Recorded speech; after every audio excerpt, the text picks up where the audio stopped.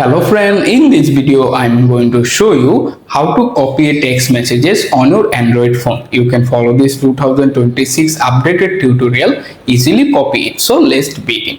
First of all, grab your phone, open the messages app. After that, find the exact chat or person. If you want to copy the text, simply tap on it to open the chat conversation. Here you can see all of the chat conversation listed there. Find the exact text if you want to copy. For example, I am copy this text, so tap on hold the text to select it. After that, at the top of the page, you can see multiple icon appear. Located the copy icon, simply click on it and automatically copy the text on your phone. To check it work, simply tap on the text area. This time you can tap on hold it, click on paste button, and right now same text appear there. This means you have successfully done. Thanks for watching. Please subscribe to my channel. Also possible to like this video. Goodbye.